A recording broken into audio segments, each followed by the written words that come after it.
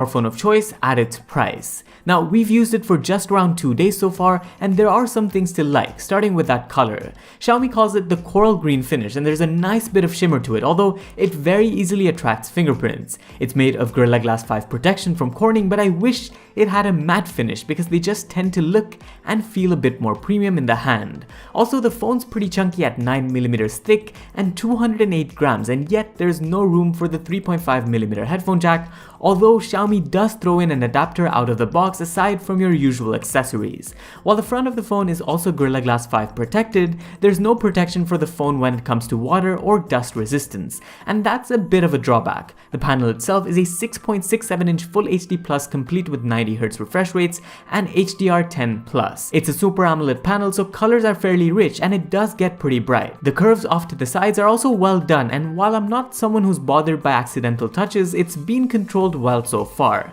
Especially for multimedia, the screen has a nice and vibrant pop. There's things you can customize, but it stayed standard for me so far. Now, does the screen rival high-end flagships? Not really, but it's plenty to get the job done, especially with those stereo speakers. This is actually the first time I've seen 2 speaker cutouts instead of 1 speaker, and the other being the loudspeaker, but to be honest, it's on par with most other flagship smartphones when it comes to volume, but perhaps it's lacking a bit when it comes to bass. Something that'll take much more time to get used to though is software. It's MIUI 11 on top of Android 10, and so far I've gotten one update to April's security patch.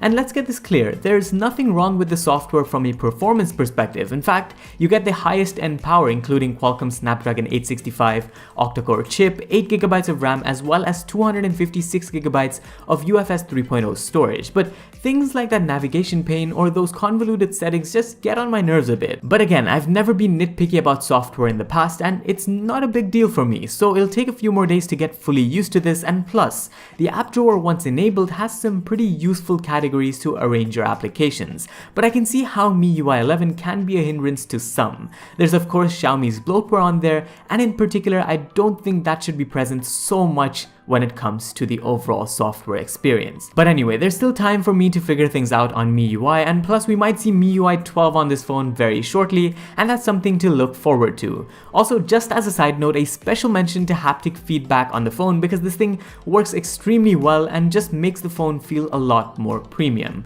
But that aside, I've also tested the camera on this phone, which by the way has some insane specifications, but also in the camera application, HDR is turned off by default, so just make sure when you get this phone, turn it on or make sure it's on auto mode because that means you're gonna get the best out of the sensor. So speaking of the camera, it's a quad camera setup with a 108MP primary, a 13MP ultra wide, 2MP depth sensor, and a 2MP macro sensor. And here are a few samples I've taken with it so far, including a few with night mode. 8K video recording is also something interesting on the phone, but it does look slightly choppier than 4K 30fps, and yes, you also get that 20MP selfie camera that sits on the display, which I don't really mind, but its dynamic range could definitely see improvements, especially when taking portrait selfies. So as I said, it's just been 48 hours with this thing, and the 4780mAh cell definitely packs a punch. I've charged the phone once in full using its 30W charging, and then in short bursts here and there, but if you're someone who's keen on wireless charging as well,